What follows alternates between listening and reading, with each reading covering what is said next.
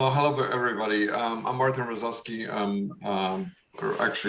I represent Silicon Hill Venture, which is a small boutique company that I grew out of my 35 plus experience in being in the business in the Silicon Valley.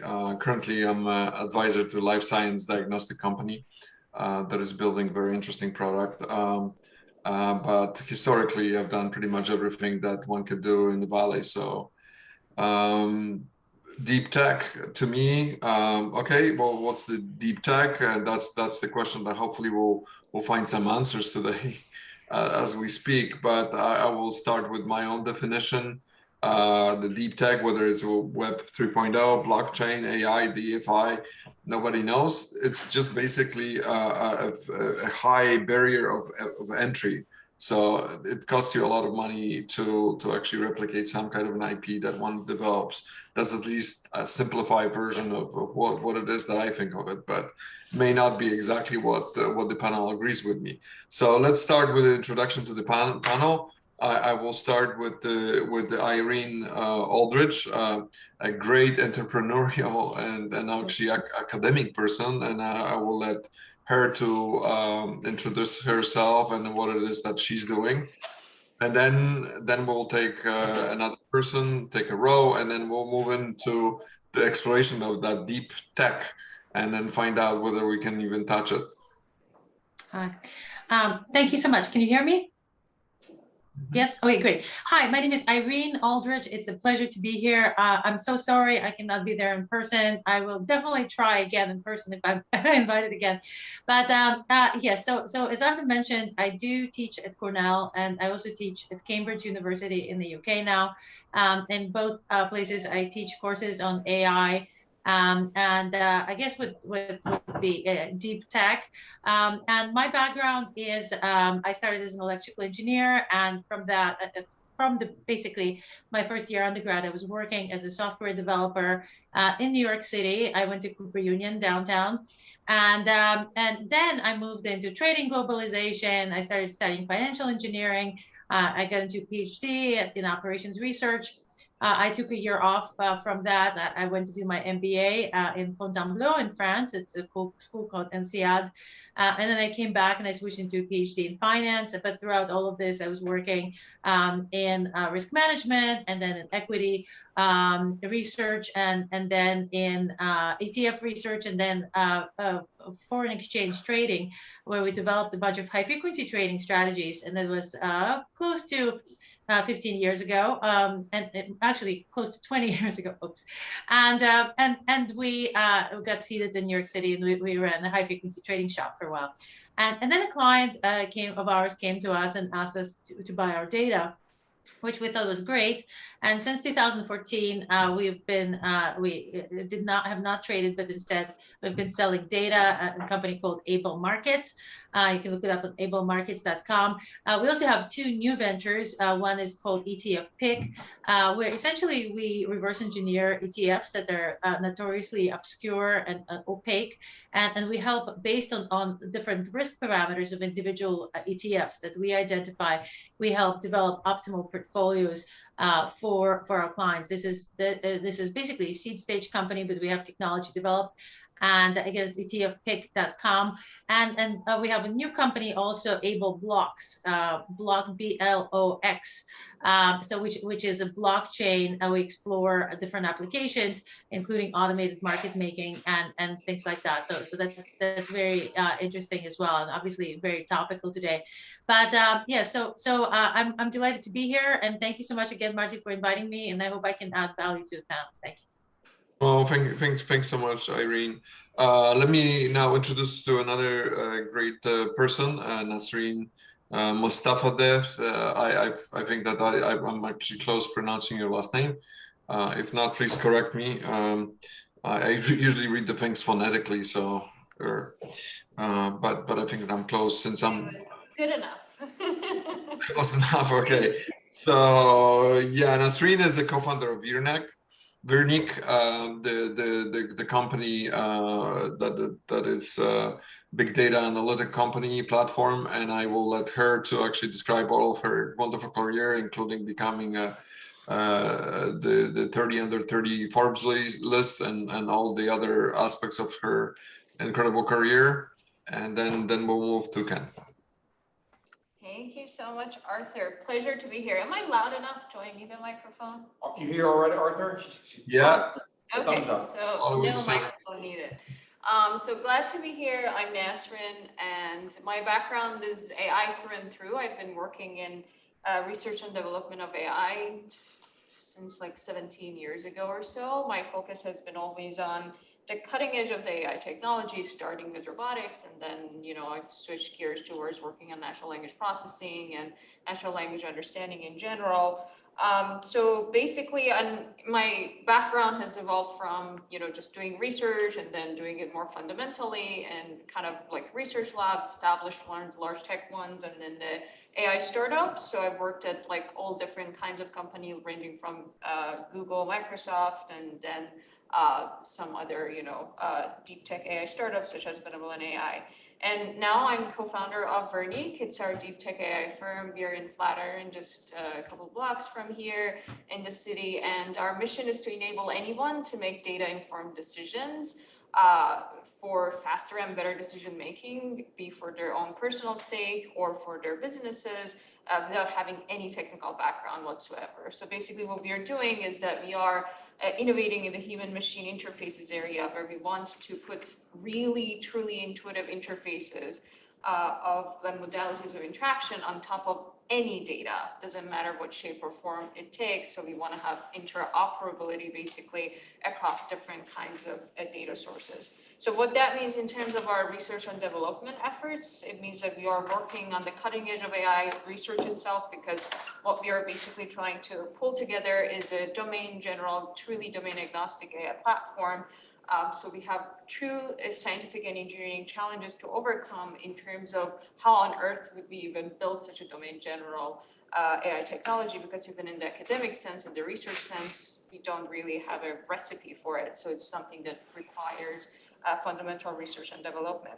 But also even beyond AI research, which has to do with the you know, conversational aspects of the modality of interaction that I was referring to, we also have to work a lot on like distributed systems, on how on earth would we even be able to, you know, build these executable programs that we put on top of these distributed engines for getting the answer to the kind of user queries, no matter what domain it comes from. So we basically work on a very, very you know, large area in terms of computer science and computer engineering and AI research itself.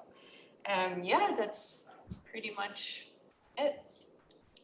Okay, so the next up is... I just want to ask a quick question, Arthur. So the data science that you're doing, is the AI applied to data science basically? It's not data science, so I think, so Arthur, rightfully so, when, you know, we have a short conversation, it could come off as that. Okay. Data science, through our AI platform, ultimately you can automate data science. Automating data science means getting jobs away from all these data scientists that are getting paid the big bucks. But the idea is that this is going to enable anyone to basically become a citizen data scientist. You should be able to talk to your data. You should be able to pull together all these bits and pieces of you know, data about your life, about your business that are scattered around, and be able to make better and faster decisions every single day. So unlike other so-called like kind of data science efforts, what we are doing is trying to automate it all. We are trying to get human beings, being the data scientists, out of the loop and enable anyone to become that data scientist themselves. Yeah, that sounds great. I'm looking forward not to think anymore. Ken,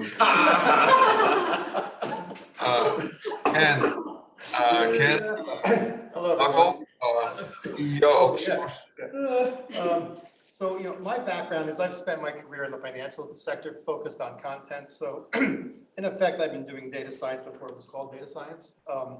So I had a previous successful exit. I had a global database, ownership database business sold to FactSet in 2001. It was FactSet's first proprietary content set. Until then, they were licensing third-party data. I was employee number 392. Fast forward till 2019. You know, FactSet's now a major financial publisher of financial content. They don't really license data anymore, and there are 10,000 employees. And so I left FactSet 2019 to pursue an opportunity around an emerging concept called spatial finance. So for many of you investors here, right, your portfolio companies, what's in your portfolio, right? Where the physical locations of the companies or the manufacturing sites or facilities in your portfolio for the companies that you invest in, right? Where are their underlying facilities? What are the local operating conditions, right? Maybe 10 years ago, no one really cared about it. But now we're in an era of sustainability investing. A third of AUM is going to be focused on, ESG related things, right? And so this spatial finance concept, if you think about it, is very much related to, it's like a spatial level ESG data play, right? That's a good way to describe it, right? And so really what we're trying to solve here is investors really do not have access today of a global data set at a location or spatial level to aid them in accurately identifying physical assets, ownership, and local operating conditions and factor this into the investment process. So we're focused on 4 major components in addition to the asset and asset ownership. It's climate, natural disaster risks, right? Short-term, long-term. There's a lot of press about that these days, right? Understanding if my asset's located here, what are those risks on a short-term and long-term basis? Carbon accounting or carbon emission, right? Understanding who the biggest emitters are in the United States, right? My favorite example is Harvard University, right? Has its own power plant. They call it the Harvard Steam Plant. It's natural gas is the fuel source, and they emit more carbon today than they did 10 years ago, and they have a pretty large size endowment, right? So classic academic version of what we call greenwashing. So it's, it's climate, carbon emissions, accounting, environmental impacts, as well as socioeconomic factors. So understanding the spatial characteristics of your portfolio companies from a facility level is an emerging theme, and if we're going to play the sustainability investing game, it's getting a lot more attention today, and that's what we're building out globally. Are electric cars greenwashing? I'm asking you. Oh, well, I wouldn't call that greenwashing, no, but I think that's, from a deep tech perspective, right? The technical risk of building an electric vehicle now is I think everyone knows what the benefit's going to be, but the technical risks involved in building out these new technologies like fusion, solar, electric vehicles, these are large-scale technical risks that are taking place in the deep tech space and that people are trying to solve. And if you view what we're trying to do is we're taking our technical risks, we're engineering this massive knowledge graph at a spatial level globally, and we can leverage that in meaningful ways to derive insight and help investors delineate or assess the risks of their investments from a facility level basis. Any place we can go for like a demo, like a video on YouTube or something like that we can take a look at? Yeah, we have, we did a recent video on the Colorado wildfire, and we kind of showed the underlying conditions that may have caused that wildfire from drought, with drought wildfire risk, drought risk, and wind risk. So it's really a combination of a drought condition that the Colorado, the county issued a statement on November 1st, high drought conditions, and chronically these census tracts have been high risk areas for wildfire and wind conditions, and this came together. And that wildfire exploded. Yeah, one of the great issues of today in ESG in particular is that this drought is causing a huge erosion of hydropower. So there has been less ESG put into place in California the last couple of years than loss of hydropower. So because of droughts, California is losing hydropower. And then in general, just like our bridges and roads, which have all kinds of disrepair, almost all the dams in the United States were built before 1950 and are in need of repair. So I'm just adding as commentary, but keep on going. Yeah. So I have some more commentary, but I'll wait for the Q&A session. Yep.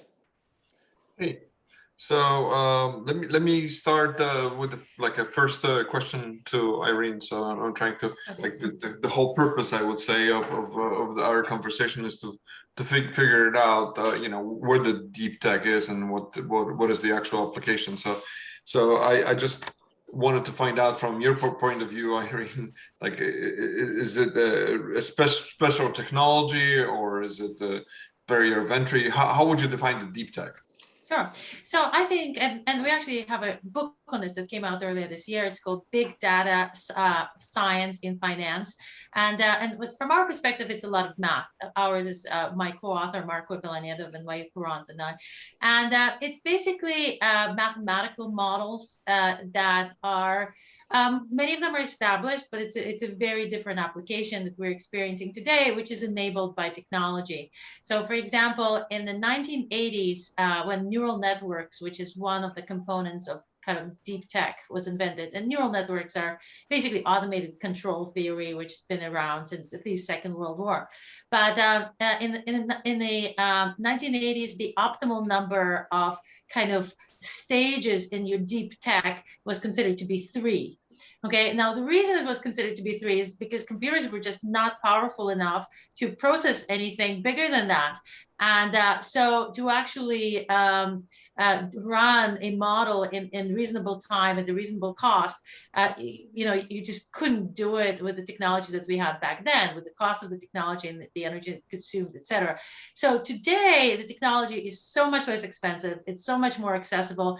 Then a recent financial paper said that actually 216 levels is the optimal number of layers in the neural network. So, we are applying the technology, some of the technology, like if you look at eigenvalue decomposition, which is beyond a lot of artificial intelligence, it's really has been invented, over 100 years ago, but it hasn't really gained much footing until recently. I mean, a lot of it has been applied in cellular technology and phone technology and other communications, but it's just making its way kind of mainstream now because we have more data available, we have all the social media data, we have RFID data from different devices out there. And now we're able, with cheap technology, we're actually able to make a lot of use out of it and generate a lot of meaning. And really, we don't have to think anymore.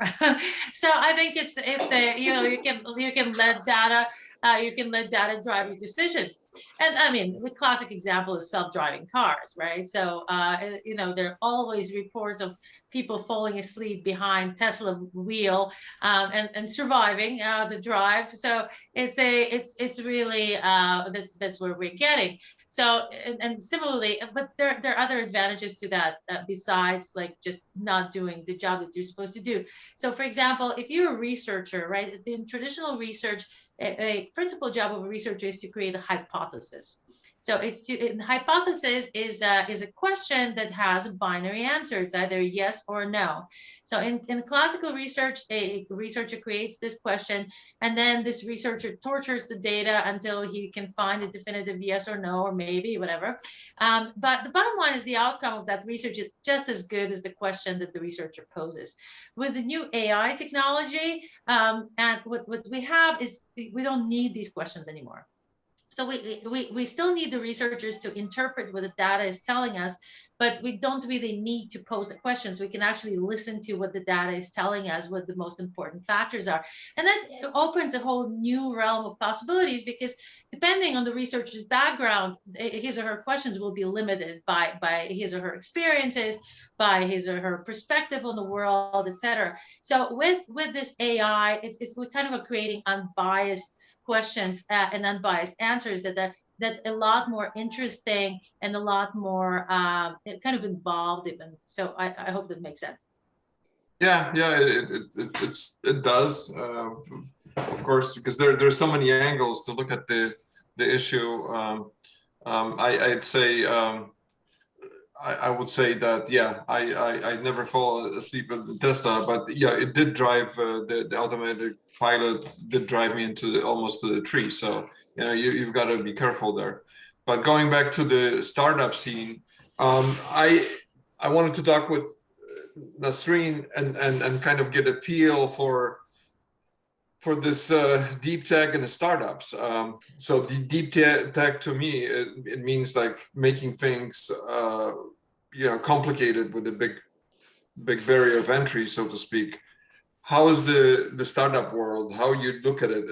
Is it the intellectual power of the team or the money that is behind it?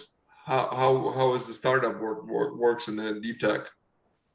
Absolutely. So you know, it's kind of interesting. I think if it's like the commonsensical way of defining this kind of makes people equate AI with deep tech, which is so not right. There's so many so-called AI companies that all they do is that they download things off the shelf and they just maybe engineer it so that it can work for their underlying domain or use case or whatever they have. And that's, in my definition, I'm an academic. You know, my background is I've worked as an AI research scientist. In my vocabulary and a lot of at least established deep tech like investors view as well, that's not deep tech.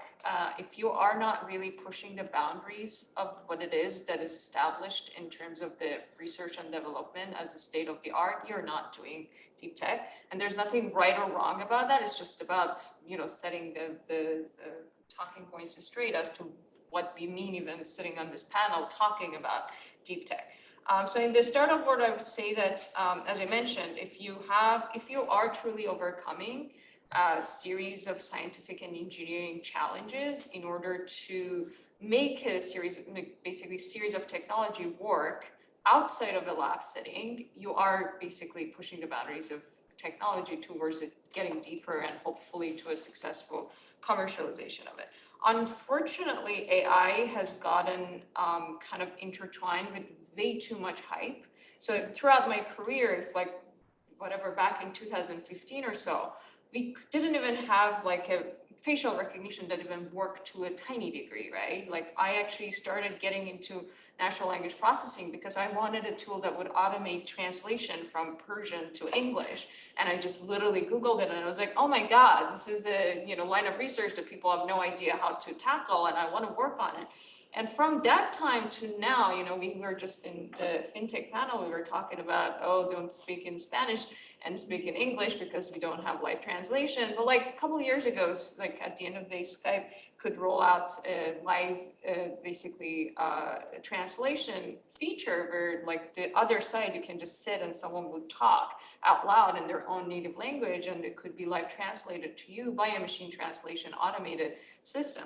So AI has come such a long way that this kind of a drastic shift that we saw, like the explosion of different kinds of AI products that actually worked in practice has given rise to too much hype, unfortunately, which is a trouble that we have on the, sitting on the side of reality, like as people who have worked on the cutting edge of it all, being kind of a recipient of this kind of problem of like people not knowing what it is that it's AI at the end of the day. Is big data AI? Or if you're crunching data, are you doing AI? Is that deep tech? So this just has kind of polluted, I would say, the area. And on the investor side, of course, people have a hard time even being able to tease apart noise from signal. And a lot of big tech companies, I would say, have played a role in this. Like you would see these news articles that, whatever now, we have like human parity for machine translation or human parity for natural language understanding, which is a ton of hype and is not reality. We yet don't have an AI system that has the basic common sense language understanding of a 5-year-old kid, let alone actual, language understanding of an adult. So we have a very, very long way to go, I would say, and I would encourage so many people who are on the academic side to want to work on the startup scene, because we have finally in the past like 5-6 years or so gotten to a point in terms of the reality of AI technologies that the time is ripe for true market disruption. And we need less hype and more real science and real technology in order to just have the right footing for making an impact. Because as you know, one of the major problems, and we see this firsthand right now, working at Verneek in our own deep tech AI startup, that overcoming all the wrong expectations that prior art has put in place is one of our major challenges. Overcoming what people, even users, but also investors have basically expected what would be the technology, that the degree that it can go and how far it can actually be responsive and all is going to be a major problem. So I think the more we work on the real things and show real world impact, the higher the chances of AI truly disrupting basically the markets, various markets in the next couple of years. Yeah, what I really wanted to find out from you, Nasrin, is like, let's say you're a startup, like you have all the startup configurations. So where is it? Like, is it the huge valuation startups that you need to fund in order to become a deep tech company, or is it like you have this bunch of PhDs that can figure out things that are enormous and non-replicable? So which one is it? Is it more money, or is it Not brain money. power? Oh my God, money is the last thing. It better not money because that's hype, right? And raising, and like we even like just, we are in a stealth mode, but even when we raised our previous series, we didn't even announce it because we don't want to make people feel like raising money is an accomplishment. It really is not, and that goes hand in hand with the hype. It's so not money. It's just really about the technology that you're building. The validation of which should be truly through a product that gets commercialized and used by hopefully ultimately millions of users. So I mean, yes, it could be you have a bunch of PhDs in our tiny company now. We have like 3 PhDs, but we could have had 0 for all I care about. It's just, doesn't have, it has nothing to do with the degree you've gotten, but you could be an accomplished and a capable researcher publishing papers and being aware of the state of the art and pushing it towards better and better outcomes without having that degree. But yes, so at the end of the day, honestly, it's about building a technology that even in the academic sense does not exist out there, and hence it's something that is patentable, of course, and protectable. That would be the moat around your business, your main competitive advantage. Our main competitive advantage at Verneek for the past year and a half, we've literally built a kind of technology that none of the big tech companies have. And we know why, and hence it's patentable, it's publishable. If we were in the business of publishing papers, which we are not, we could have published like 15 papers in the last year and a half. But that's being just a pure fundamental research lab, which we are not. We want to commercialize. I gotta say, this is a very interesting discussion, and I think that I'd love to hear Ken's opinion and also the rest of the panel's discussion on patentability and intellectual property in deep tech, because what we know is in software, if you talk to a lot of IP attorneys, are going to tell you that it's very difficult to get patents in deep tech, number one. Number two, when you file for a patent, you're actually revealing your methodology, and you may not want to do that. So what you want to do instead is establish intellectual property around trade secrets. So Ken, do you want to address that, or have you, given that you started, FactSet? Yeah. So I wanted to touch on the AI piece, right? So in the AI world, right, you know what? People haven't basically solved the computer vision problem, right? This is a car, look at a picture and they can tell what it is, right? Truly amazing. And they've done that very well, right? When it comes to managing content, no, not so much, right? So you look at any organization, right? You've got your operational data, you got your sales CRM data, and you got your financial data, right? All that data right now basically lives in separate data silos within inside these enterprises, right? And they try to dump it into a data lake and do AI out of it, not happening, right? So really, if you think about AI in the data world, and Nasrin, we're talking outside, she talked, this is a big problem they're solving. It's a data connectivity arms race. Whoever connects the most content and exploits that connectivity wins. Okay, and the one thing that we do very well at Spatial Risk Systems, we have a lot of experience, is we know how to unify, standardize hundreds of open data sets with our own proprietary content. We've created this highly connected knowledge graph where every data point is connected or indirectly connected to every other data point, right? There was a machine learning AI lecture online from MIT last year, and they said the data is just as important as the technology itself, right? So if you folks want to talk about value chain in the fintech space, data governance, and who's connecting data better than anyone else and exploit that in meaningful ways. And so that's the opportunity. Is it patentable? I don't think so. But here's the thing, from a technical execution risk perspective, right? We've been at it now for 3 years, right? And this is not something you could take, $20 million and throw 300 people at. You got to build it brick by brick by brick. And we believe we have a 3-year head start, and we're exploiting that connectivity in our head start to kind of create new products. So coming out of our graph, we've actually built a spatial risk factor library of 130 risk factors that we can now exploit with our existing partnerships. So we're just starting to come out. It's really early for spatial finance. It's really on the first inning or on the first tee here. And this is an area where you'll see more attention. And once again, as investors, you should care about what's happening on a local operating basis to your underlying asset locations tied to your portfolio companies.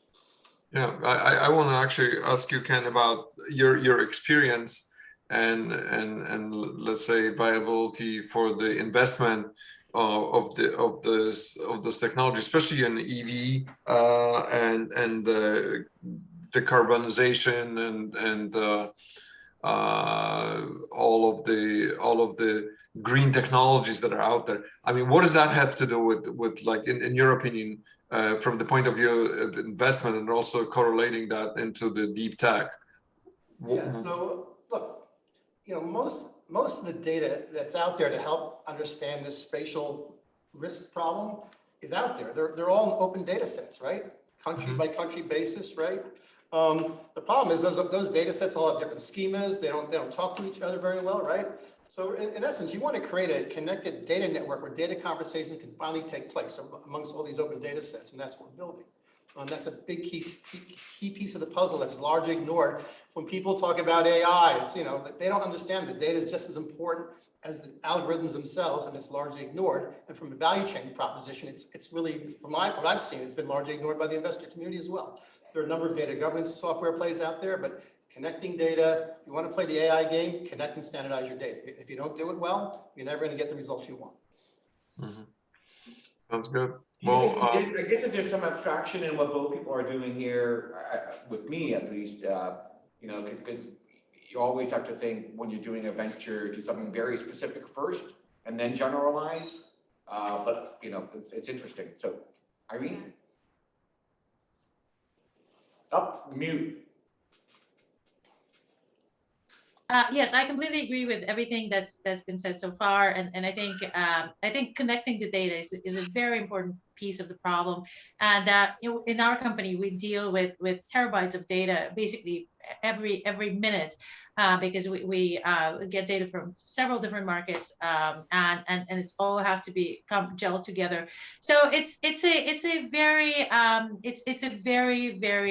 challenging thing. So I believe in the beginning, Arthur, you were talking about what are the barriers to entry, and I think it just building all of this infrastructure and building all of these products are definitely extremely difficult to do.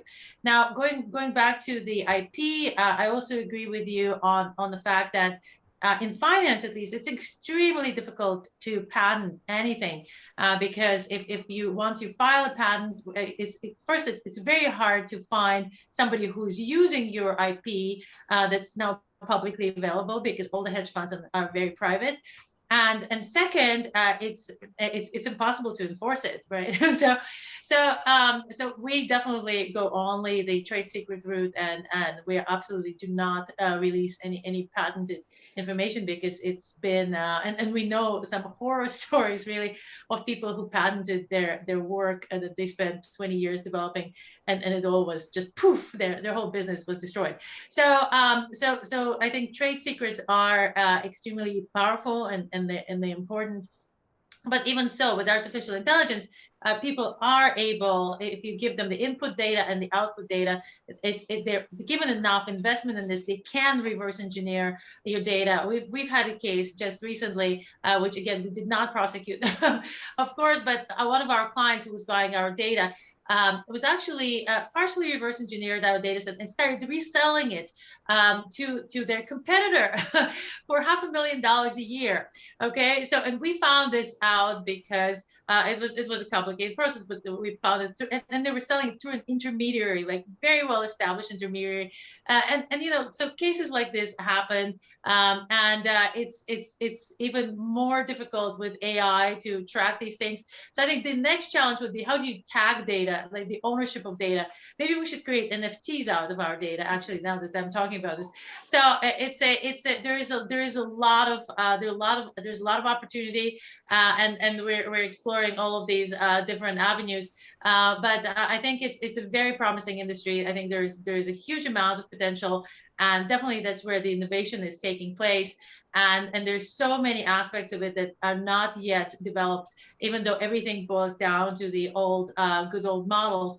It's there's so many different kind of configurations that you can build on top of everything that have not yet been explored. So I think you're saying that data is becoming like wine or art, right?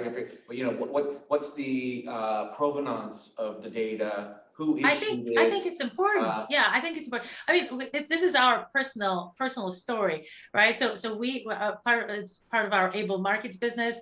We sell data, and we've had this long-standing client of ours, and all of a sudden we find out that our data is being distributed, and then we got a sample of this data from the data distributor, right? Who keep all the origin completely private. They cannot disclose who it is, but it's like a giant corporation, so you trust that this data is legitimately obtained, and yet we match it up, and they're reselling our data. So it was completely wild. So again, but it's completely unenforceable, right? So first of all, we're a small company. We're not going to go to battle this crazy hedge fund. So, but anyway, so bottom line is, I think the fact that if you can NFT data, if you can really kind of put a stamp on your data, and I think this is where blockchain comes in, because blockchain actually helps you with a lot of the stuff, right? So it's an interesting application that we have not seen yet, but definitely something that's going to come up very, very soon. But our blockchain, we do a lot of work in automated market making and in actual contracts, which is also extremely innovative, and and very active area of research. And it's something that's very, very topical as well. That's great. I feel like, I mean, I don't know, can we interject and like have a lively conversation? I don't know, Arthur, if you Go ahead. Yeah, I just just go ahead, please. There's about 10 minutes left, so keep on going, guys. I'll keep it short. So my absolutely disagreeing with Ken that kind of data-centric machine learning has been really the core of a lot of the innovation that has been happening in the AI land. Absolutely no question asked, right? And when as I was saying, we are in the business of wanting to put truly intuitive modalities of interaction on top of data, and the cleaner the data, the more successful our kind of innovative technology that sits on top of it. And like finding ways of automating how the schema transformations happen with the context and the semantics intact is, potentially its own kind of researchy challenge, no question.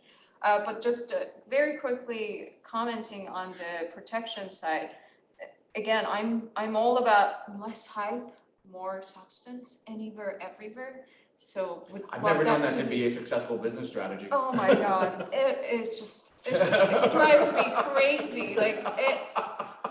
That would be a successful, sustainable business strategy. So, basically patent trolling is what a lot of big tech companies have been doing, and startups kind of have no choice but to want to put their flag somewhere just because, as much as I personally hate it, as much as I personally find it regressive, it's just a game that the big tech companies are playing. So you just do it because you can, first and foremost, and second, your competitors expect that, and then of course, investor community does. So that would be, I would say, first and foremost, a lot of companies do not have anything that is patentable. Let's put that out there. But let's say you have really made something truly innovative that is patentable.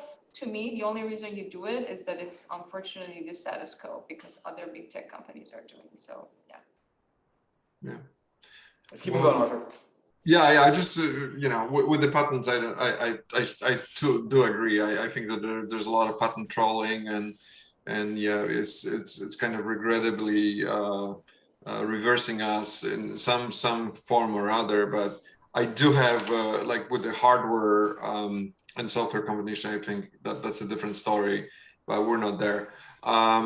What I really wanted to get out of this last 10 minutes, right? Because we've been all of them up. We're talking AI and data being a deep tech, and like the last panel we had on the deep tech, we were Web 3.0, blockchain and DeFi. So you know, depending on who it is that we talk to, it seems like, hey, this is the new norm, right? And so whenever you come into the VC office, just like year ago, or 2 years or 3 years ago, AI was like the thing that you say it and you get booted, right? Like you just like, first time you mention AI, the you know, VCs will show you the door, because it was just this everybody was using the same nomenclature to become hot. But in a true sense, what I understand right now, the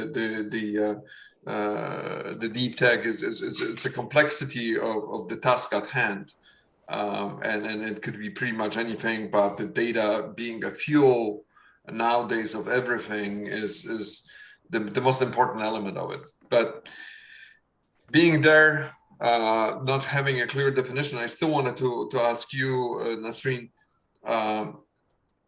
from the investment point of view, what do you think about, like, you know, if you come into the VC, is that a good investment proposition? Just labeling yourself, I'm a deep tech. How would you define yourself when you go out there in New York to, you know, knock door to door to get your investment money?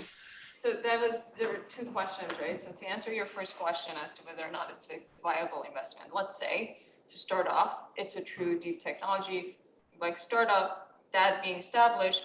On the investment side, so this is like, I think everyone knows this, kind of deep tech, the terminology even, something that got established like, you know, back like since kind of 90s, it has kind of evolved so much so that the investment even in so-called deep tech has been quadrupled since 2016. And a lot of it has to do with AI innovation. A lot of it has to do with this, you know, new surge of AI technologies through the power, you know, kind of power of deep learning that enabled a lot of good commercial applications. So, Hi, Lisa, you're on in about 5 minutes. hi, Lisa. You're talking about. Just keep on going, please. So anyways, there is a tremendous opportunity for investors to actually get a big bang out of their buck, basically riding this new wave of innovation that is coming at us. This is just gonna keep going on, and even the pandemic, of course, catapulted it because of all these, you know, other kind of old school businesses having gotten digitized and going online. There's just tremendous opportunity for these kind of technologies that are actually working to finally disrupt market. So there's no question, there's a tremendous opportunity in terms of the quadrupling to be even, you know, tenfolds or whatever in the next 5 years or so, I would say. And that would be revolutionary. But in terms of the second question you asked, like, do you go out and tag yourself as such? Again, I'm all about substance, no hype. If you're tagging yourself as deep tech and you're not deep technology, you're not doing the right thing. And it's not about labels. It's, at the end of the day, it's about the technology speaking for itself. It's about the investors being able to do or their own kind of due diligence in terms of knowing whether or not the technology that they're being pitched works and whether or not it's something that produces the kind of, you know, interactions that they're expecting. I'll just add this, that deep technology needs patience and needs a patient capital, of course. That's something that VCs have not been so good at. They're just starting to get a better sense of it, you know, through the fact that we all got the vaccine through these, you know, deep innovations that happened, and them realizing that you need to really think about the next pandemic, really think about the next problems and challenges that is, like, societies are gonna come across. So we need patient capital. We need people who are visionary enough to see, to be able to see the future that could be in front of them, and it's still not there yet. So that's the other thing. I think it's really a hard area to navigate at the end of the day, but there's a tremendous opportunity. We'll just keep coming. We got about 2 minutes. Can we wrap up?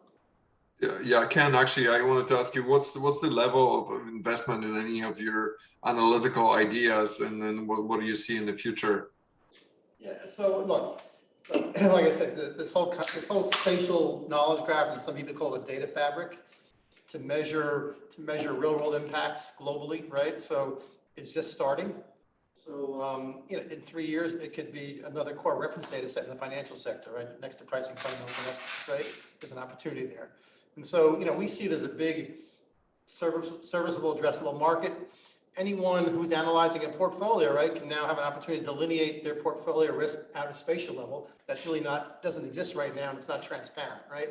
And that's where we see this headed based upon our backgrounds and our experience and how we grew up in the financial sector. I work, the two other senior leaders one's from Bridgewater, the other's from Moody's, so we have an experienced team, and we're just now, getting out to the market, and then we see a lot of opportunity. Great. Well, I let probably What about Irene? Yeah, Irene. Yeah, I think it's a very exciting area. I think it's growing extremely fast. We are very, very pleased to be in the mix and probably in the cutting edge of this innovation in finance. And I think it's going to grow from here. So we're dedicated and we're working very hard, and we're going to have great products for you guys. So, and come invest with us too. Thank you. Thank you. I guess any last word, Nasrin?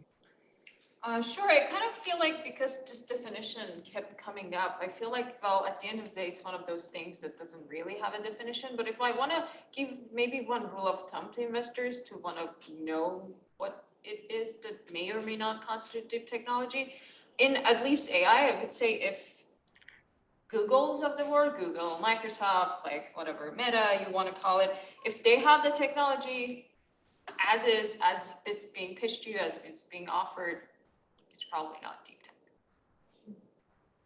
All right. Well,